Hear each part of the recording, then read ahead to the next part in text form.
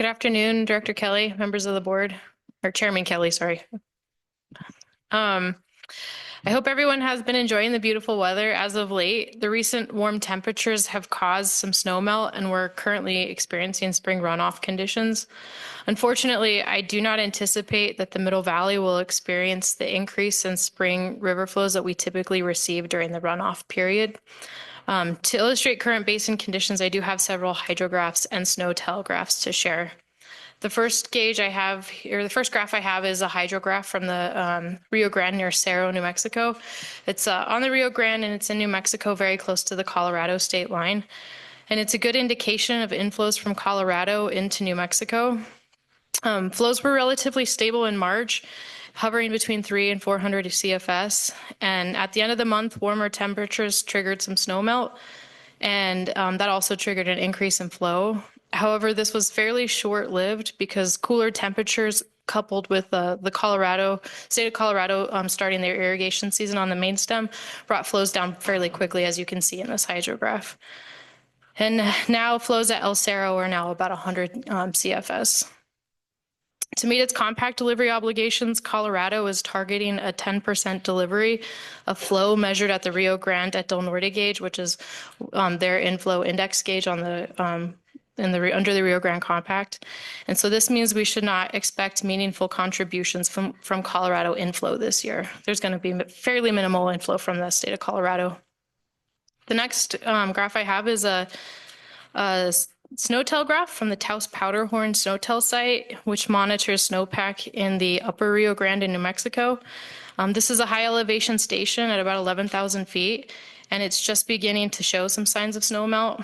But while most of the accumulated snow at the station has yet to melt, the station is still currently only reporting about 43% of that peak median.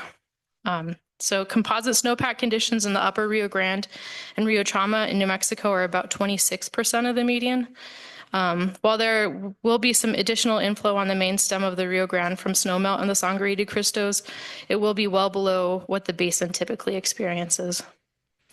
The next graph I have is a hydrograph from the Rio Chama La Puente gauge. The La Puente gauge measures most of native inflows into El Vado Reservoir on the Rio Chama. Like the El Cerro gauge, we saw an initial increase in flows in late March. You can see that little peak there because the high temperatures started to trigger snowmelt, but that was followed by a dip in flows due to cooler temperatures. Warm conditions last week likely brought about the peak of the Rio Chama spring flows. I think yesterday was probably the peak at about 1,500 CFS. However, flows from the Chama into the Middle Valley will not approach that 1,500 CFS marker because of storage water for the 6 Middle Rio Grande Pueblos prior and paramount lands will prevent most of this water from reaching the Middle Valley.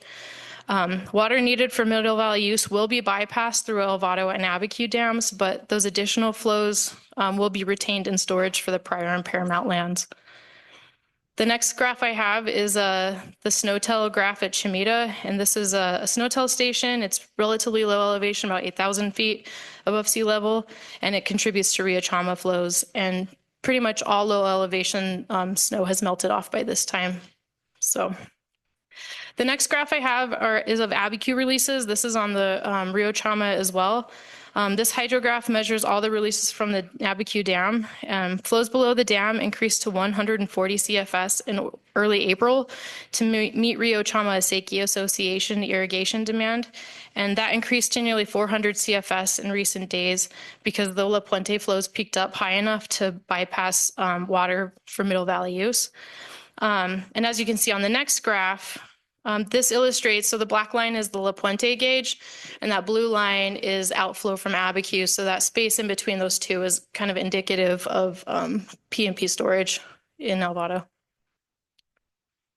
The next graph I have is the Otoe gauge. The Otoe gauge is just located just downstream of the Chama, the Rio Chama and the Rio Grande confluence. This graph shows total inflow to Cochiti Reservoir, and it also kind of reflects that double peak that we saw at the other snowtail or the other hydrographs that I've shown today. It's an initial snow melt, a cool down coupled with Colorado diversions, and now additional inflow from the Rio Chama. So you see that double peak kind of mimicked in all the hydrographs we have here. And this instability in the flows on the river have translated downstream of Cochiti as well. The next graph I have, it's kind of, there's a lot going on here, but the black line's that Otoe gauge that I showed. And the orange line is actually inflow in the river below Cochiti Dam.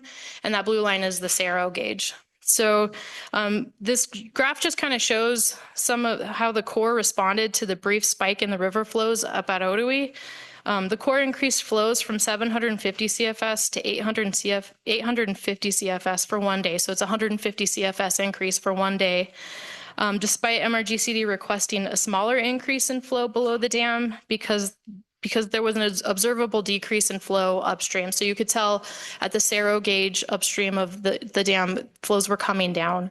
And so we had kind of requested that the Corps go ahead and go up out of Cochiti, but a smaller amount in anticipation of the flows dropping on the main stem.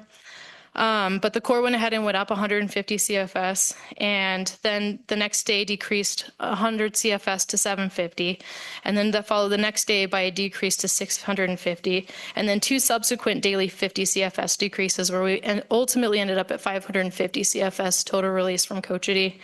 And so I think we feel like a more measured approach to changes at Cochiti could have limited instability through the Middle Valley this week, because at current inflow to the Middle Valley, changes of 100 CFS or more from Cochiti can be challenging for our field staff to manage.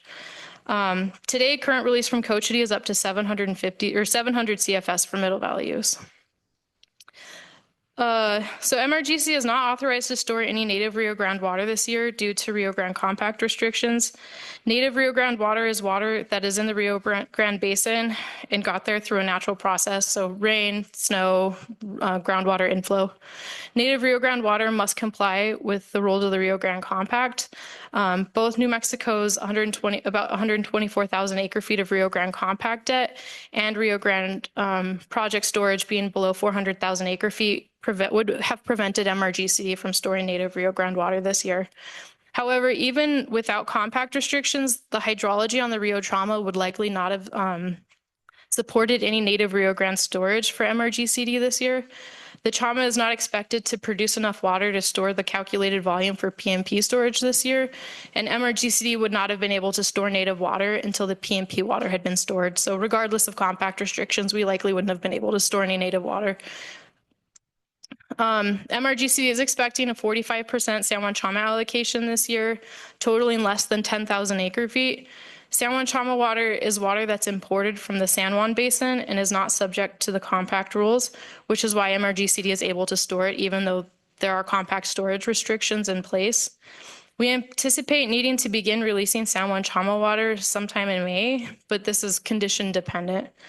San Juan Trauma water is allocated to contractors monthly based on how much water the project has produced the month prior, and MRGCD has not yet received an allocation this year, but we are expecting our first allocation on May 15th and our final allocation on June 15th, unless there's significant inflow to the project from rain events this summer. So in summary, I think that we are near peak Middle Valley flows for the year.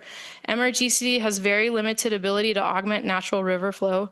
Unless significant rainfall increases available supply, farmers should expect limited irrigation deliveries from most of the irrigation season, and the public should anticipate widespread river channel drying. While there is a chance of rain this coming weekend, I think I have an outlook for the weather this upcoming week. The 90-day outlook through June calls for hot and dry conditions. So I think I have a map of the National Weather Service's 90-day outlook. So above average chances for above average temperatures and below average precipitation through June. The next graph I have is the late summer forecast. It does show chances for above average monsoonal precipitation, but that does remain uncertain. That's a pretty long ways off. So I wish I had better news, but I think this could be one of the most challenging irrigation seasons the Middle Valley has experienced in recent history. And, as always, I encourage everyone to pray for rain. Thank you, Ann. You encourage, what'd you say? Encourage what? Everybody to pray for rain. Oh, I think we should all just adopt that. Director. Below Otoe.